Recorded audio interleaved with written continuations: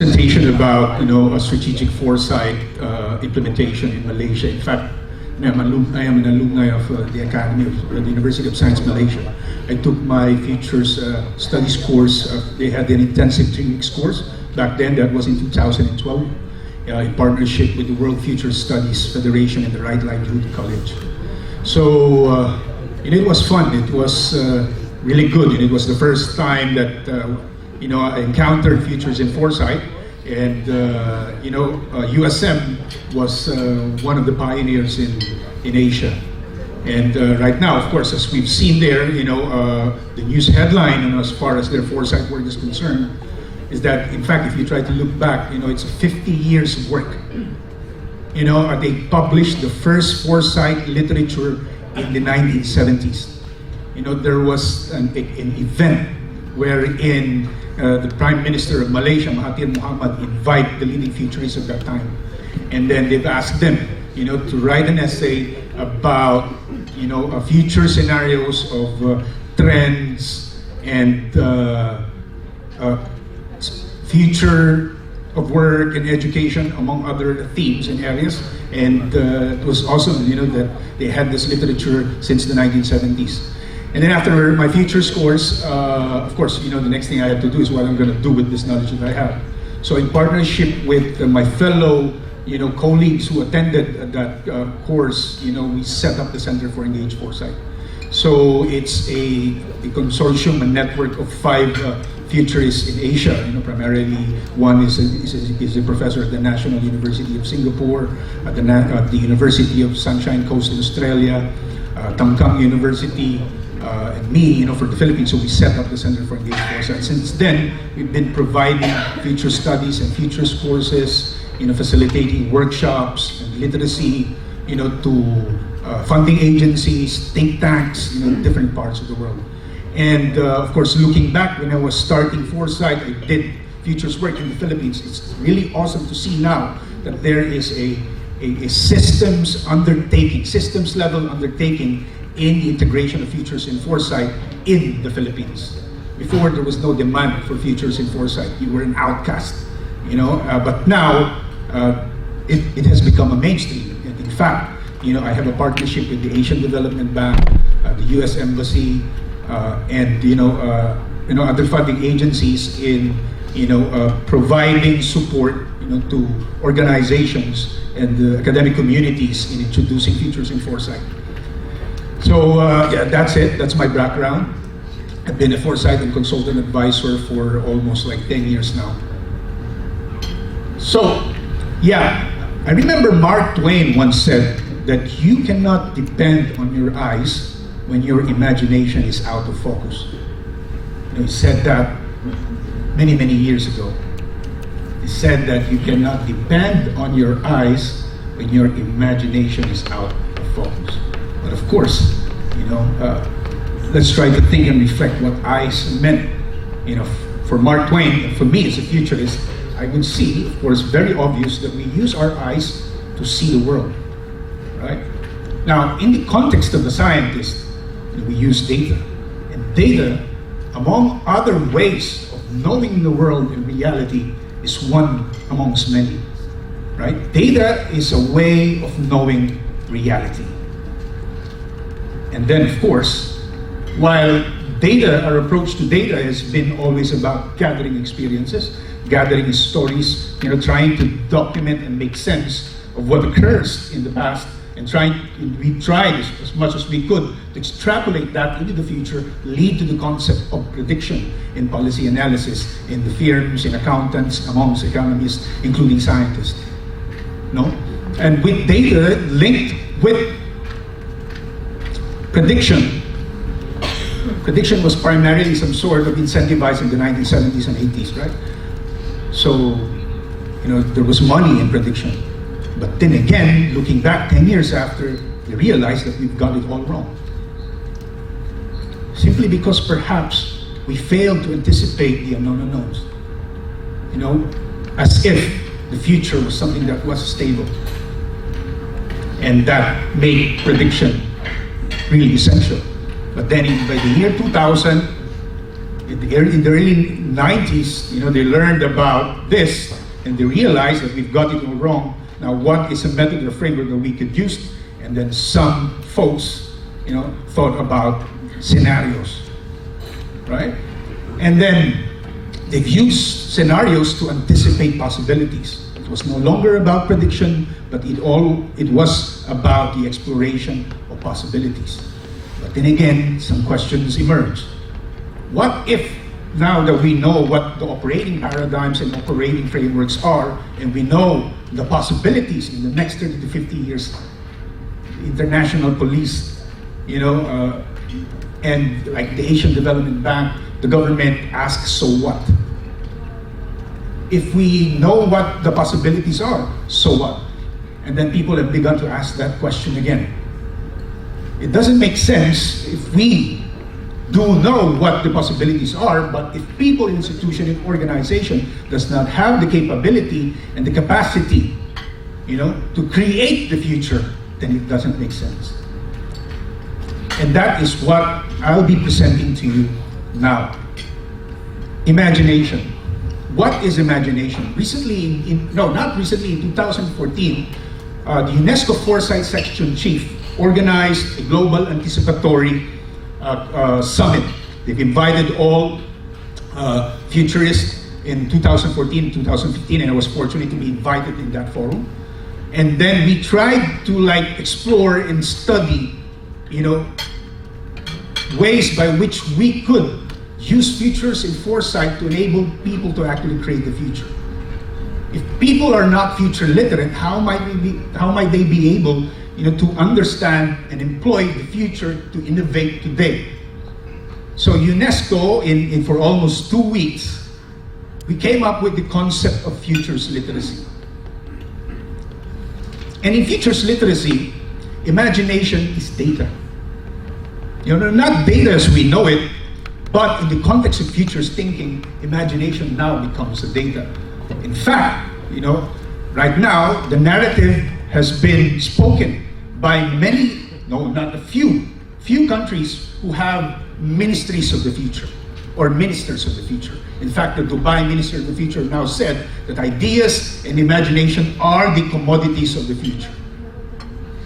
And what is imagination? How might imagination emerge as a data? Because when you think about the future does not exist yet. So the only way for you to understand and study the future is by using imagination as a tool, as a platform to study the invisible. Imagination as a platform can enable you to see truth in multiple levels. It enables you to understand reality at different layers, breadth and depth, vertical and horizontal. And one of the methodologies that I use when I facilitate scenarios, especially in a government context, because of course, government would always, especially, funding institutions, has to make sense to them. It's not about theory, it's not just about scenarios, but it has to make sense to them that enables them to actually create the future that they want. So reality in the context of causal layered analysis has different levels. One is the news headline. The news headline, these are pop types of reality, the reality that you hear every day on the radio, that's published, being repeated on a daily basis. That's real, right? And then, of course, you have another way of looking at things, like how the scientists and the researchers look at reality, which is systems thinking, right? We try to make sense of the things that we know and we don't know about by applying systems analysis through research, journal publication, among others. That's another layer of the reality. Then again, deeper than that are the language of philosophers.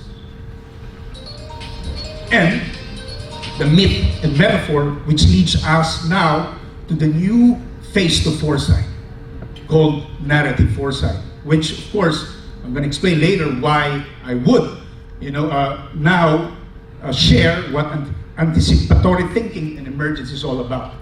Malaysia still is in the process of pushing the pedal, and we are in the process of together with the U.S. Embassy and some futurists at the University of Hawaii, facilitate this year together with this futurist and those who are involved in the Malaysian foresight, to push the fellow further from data-driven foresight to narrative foresight. Now, however, we must remember that futures thinking and future studies is a learning journey. We make sense and use of data to anticipate possibilities. But then again, from a single loop approach, data overwhelms us. Perhaps because in many workshops and conversations we've been having, we've used data, and of course the conversation were centered around problems, right?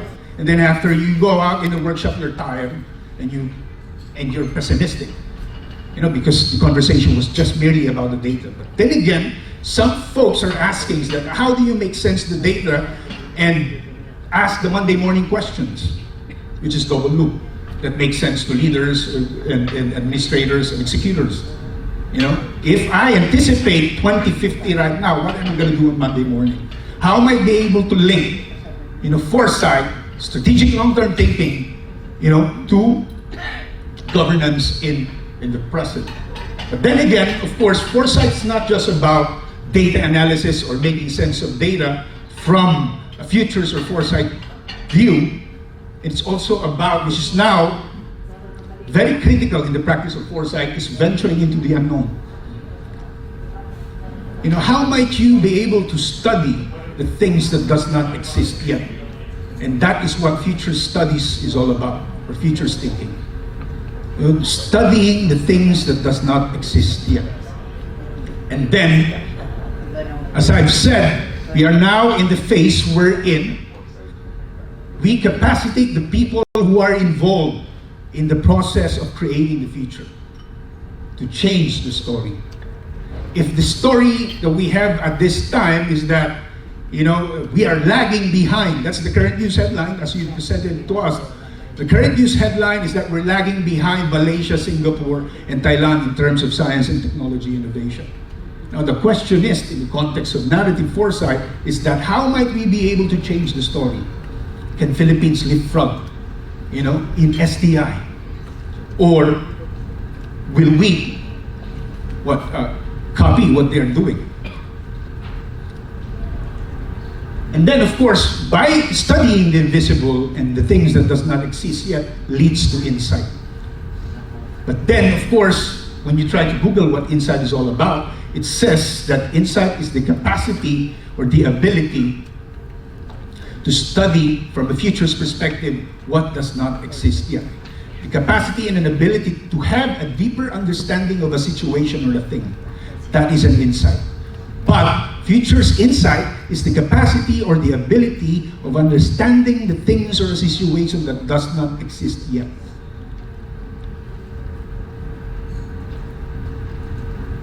And as I've said, 2050 does not exist yet. And there's no such thing as a future data. From a futures purview, there's no such thing as a future data because simply the future does not exist yet. But we can anticipate possibilities and decide on the future that we all want to create, the preferred future today. Because us human beings have a natural capacity of foresight to predict. To a certain extent, we can predict, anticipate, imagine, and create things in a situation that does not exist yet, which leads us to the idea of anticipating emergence. Because emergence is something that's novel. Novelty is something that arises, that comes from nowhere. And futures, of course, is not about prediction. We've learned that a couple of years ago that futures thinking is not prediction. We can predict, yes, to a certain extent, perhaps trends for the next 3 years. But then again, as we move towards the future, it becomes more uncertain and complex. Now, think about 2050. Can you predict 2050? No one can predict the future, as Jim Dater once said. And of course, in foresight, when you engage people in a conversation of foresight, through the futures thinking toolbox that includes ones among many scenarios, leads to the idea of what I call awakened insight. There is action learning in the process when an insight emerges in the conversation that we get. It's not just about the aha moment, but I'm going to tell you later what awakened insight means. But then again, when a new insight comes in, it enables you to change the conditions of change. While these are the mega trends, right? Like we do trend analysis and mega trend analysis, the future is not at the end of a trend line. You know, you could actually gives you some sort of scaffolding in order for you to imagine the future, but it's not just about the data that you have right now. It's very essential. I'm not saying that, you know, we get away from it, but we should use data as a baseline for our story, as our scaffolding in the process of building foresight. Now, today, in Europe, and of course supported by UNESCO, came the idea of what now they call the discipline of anticipation. For me, it sums up, you know, 3 different strands or schools of thought of futures thinking. Futures literacy. For UNESCO, as far as the group is concerned, futures literacy is a skill set to use the future to innovate today. It is a capacity and ability to employ the future as an asset, a tool, and a resource to innovate in the present. It is a skill set, the ability to anticipate, imagine things or situations that does not exist yet. That is futures literacy. Now, if you do not have the idea or the capacity or the skill set, you know, to use the future, make sense of it, you know, to change the conditions of change today and innovate something that's novel, then that person or organization is future illiterate. And going back to what Mark Twain have said, you cannot depend on your data when your imagination is out of focus. And then you also have these future studies, which emerge in the US, of course. It is this systematic study of possible, probable, and plausible futures, including now the worldviews and myths that underline each futures. Of course, each and every alternative future, preferred or integrated, has a story into it, and then underlying that story are the culture, the spiritual beliefs, the ideologies, the religious context, you know, that informs, that drives, influences the way you perceive the future from the present. And strategic foresight is that when you apply it in an organizational context. You know, this is the capacity of the organization to create and maintain a high quality, coherent, and functional forward view, and to use the insight arising in useful ways. And again, I would like to emphasize this, that now foresight community of practice is moving from scenarios to building the ability and capability of people, persons, entities, and organizations to change the story. The capacity to use our imagination to anticipate and create something that does not exist yet. Because the tendency is that when we do not use imagination as our platform in scenario building, we might end up imagining the used and default future. If there's no imagination into the process, we might create a future merely amplifying what's happening in the present as if it is the future by 2050. You know, it becomes what they call the used and default future, or the purchased future. Have you purchased your future from someone else? Are you creating the strategy of others? So, from a Philippine foresight perspective, that is the question that I would like to pose to all of us. You know, what's our niche?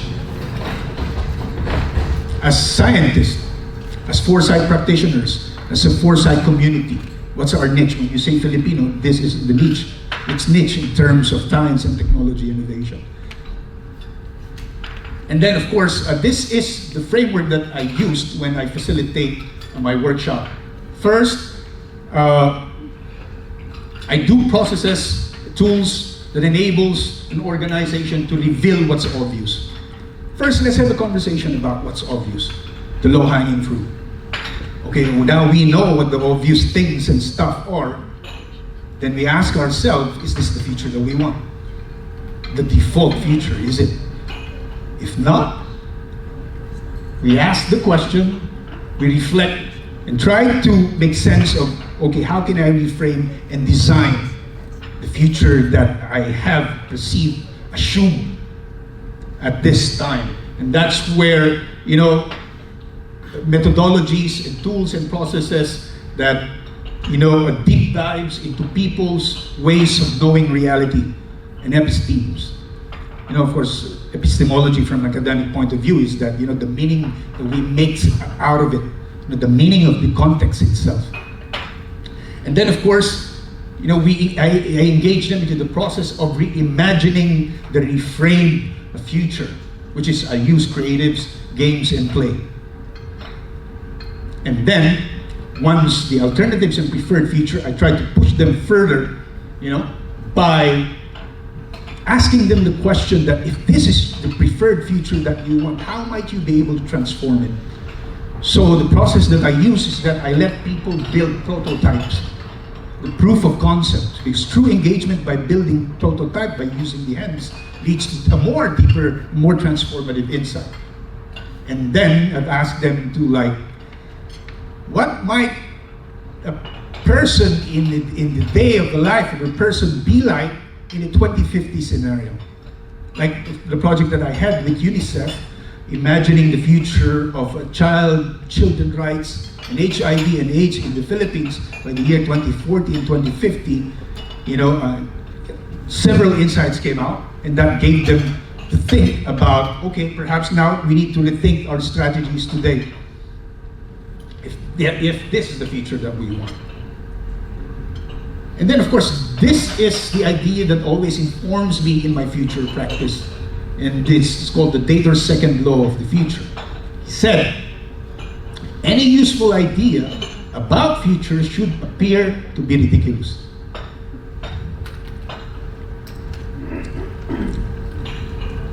And of course, when I dig deep, it's not really original to Dator, Jim Dator, but then again, of course, a few years back, Albert Einstein said, if at first an idea does not sound absurd, then there is no hope for it. Now, I would like to show you this innovation video, which is an actual work of foresight. You know, by using that idea of ridiculous ideas when you explore the future that leads to innovation. It's just a 2 minutes video. Can we play that? Like, for example, 100 years from now, the scenario is collapsed. Now there's another pandemic, you know, by the year 2100, you know, in the terrain of, let's just say, music. You know, the glass where the terrain is the plot or the location where this glass exists. Okay, the scenario is collapsed, a global pandemic scenario occurring by the year 2100. In the terrain of arts, let's just say arts, not music, arts. That evokes the feeling of anger. When you use this glass, it evokes the feeling of anger.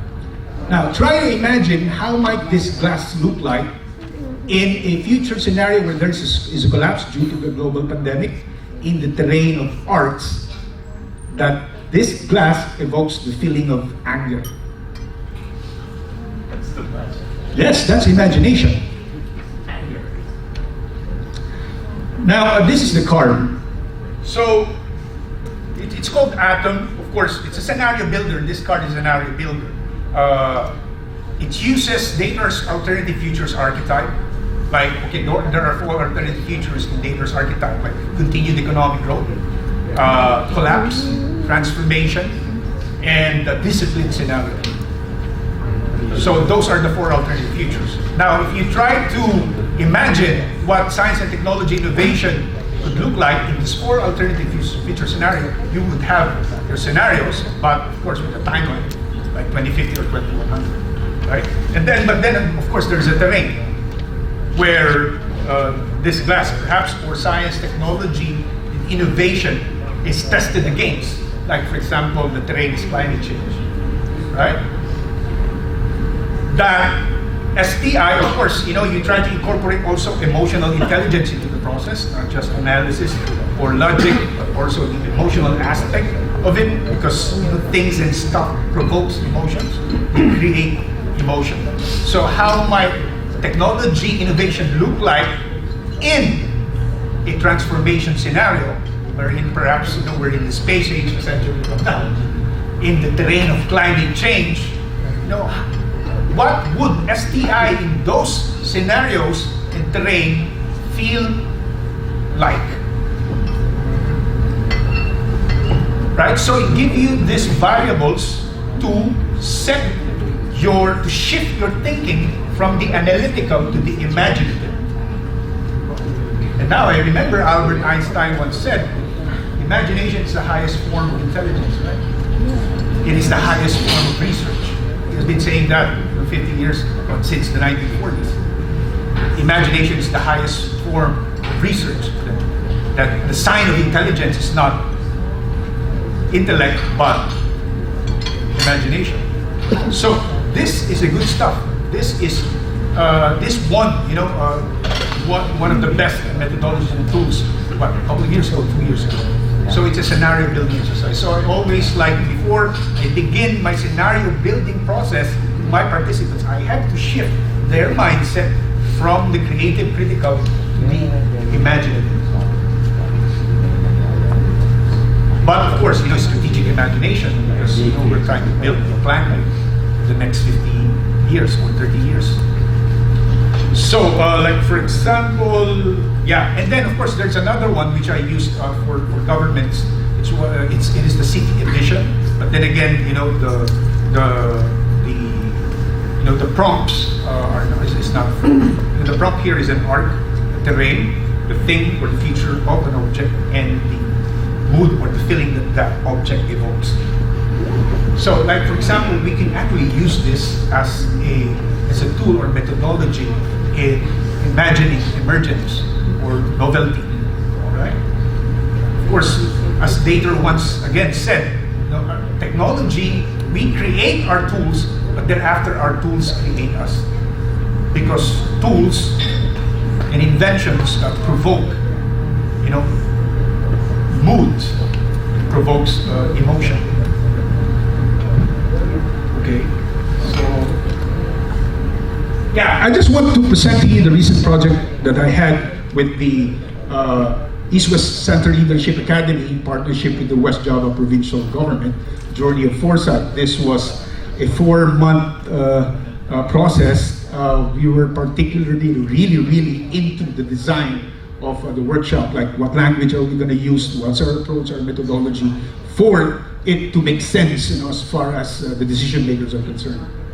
So once, of course, here is the process wherein they created the scenarios. They already have the scenarios. There are different scenario tools and methodologies. One is a single driver, wherein you create the scenario using one variable. And then you also have the double matrix scenario process, wherein you try to use two variables to enable you to create the scenarios. But then again, of course, there are pros and cons to it. You simplify the scenario building process too much. That, of course, the real world is really pretty complex, right? It does not work like that. But then again, of course, the easiest approach that helps people fast and easy, and effective and efficient is a scenario building archetype method. Of course, it was mentioned that Peter's watch is one. That's the classical, conventional approach to scenario building. And then you also have the alternative futures method. If you want to incorporate the outliers into your scenario building process, alternative futures work. But then again, of course, there's also hybrid type of a scenario process and work, which of course from Malaysian Foresight, they've been using hybrid approach to scenario workshop. And this is what we did for the West Java Provincial Government. West Java is like around 50 million in population, and their governor is an architect. So what we did is that when we designed the process is that, of course, this guy is an architect, might as well design a process that speaks his language, being an architect, because at the end of the day, it's the decision makers that decides on what to pursue or not. So we did this for two governance team. One is tourism. They wanted to look into the future of tourism in West Java by the year 2050, 40, and another one is resilience. In fact, the idea, the concept of pandemic, actually came out during the scenario. And when they finalized, they agreed on their preferred future, they started building the prototype. And then, of course, once they build the prototype, they have to identify the implementing strategies, for them to be able to get into their preferred future. So I used inspect method, similar to steep and steeple, but inspect is the more hybrid one because it already incorporates culture and ethics and ideas into the scenario build, into the drivers. But what I did was to flip this in order to enable the participants to identify the implementing strategies at different levels. And then, of course, once they identify the implementing strategies, we backcasted using backcasting methodology for it to make sense in terms of planning. And then, this was an intensive one. It was like for almost 2 weeks. It's a 2 weeks process. And then once they finalized their prototypes and the implementing strategies, they presented that to the West Java Provincial Government Legislative Body. So they invited folks and stakeholders, including the ministers of West Java, and the participants presented the implementing the scenario, the prototype, and the implementing strategies. They were going to fund this project. And after that, of course, this is one of the photos wherein they presented their ideas and scenarios and prototypes and strategies. And the last day was a presentation with the governor at the governor's palace. So since the governor was an architect, so we've encouraged him to build prototypes, proof of concept of their model scenarios and narratives. And after that, he gave his commitment, and this is what emerged during the event, which we now call Impact Foresight. West Java government's roadmap to 2040. To provide training, he said after that was like to provide training to 6,500 civil servants in West Java on futures literacy. And of course, when you do futures and foresight, you don't close the future, but rather you open possibilities. So when you create the roadmap, it does not mean that you have closed the future because this is the future. It doesn't work like that. It must continue to evolve. So the approach was, after that futures literacy workshop, was to adopt anticipatory action learning approach, and in futures, transformative futures research. In foresight, there are methodologies and methods that you could use to make research transformative because the intent is to explore and create novelty, things that does not exist yet.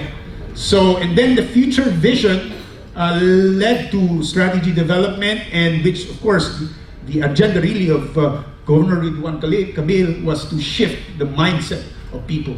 And when you have new scenarios that are novel, right, would also require new indicators and metrics.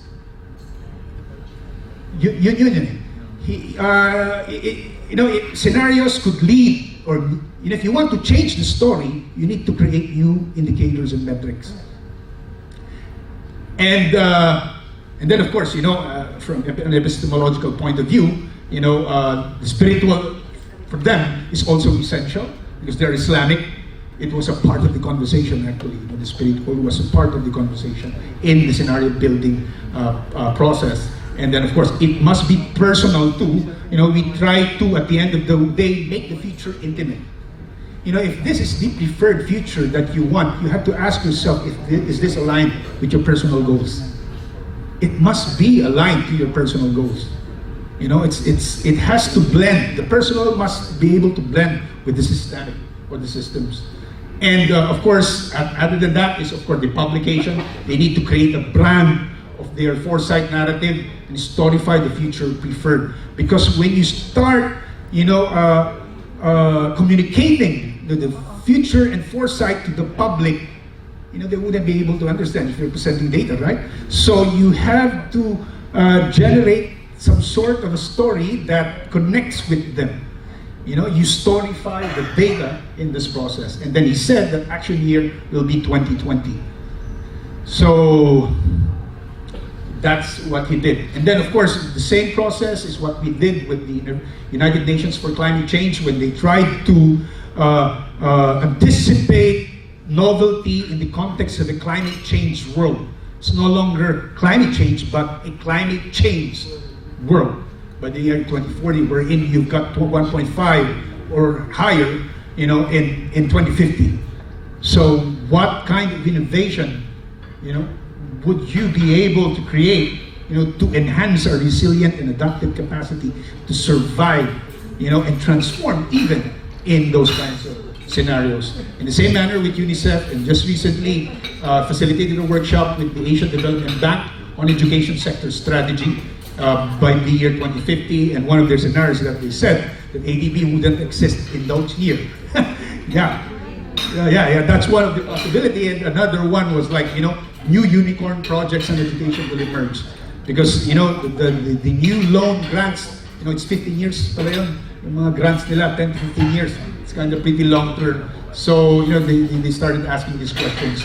And then, of course, here, we facilitated a workshop at the Asia Pacific Futures Network with futurists, because now we're trying to question the tools and methodologies that we're using currently and try to create some novel stuff. It continues to evolve.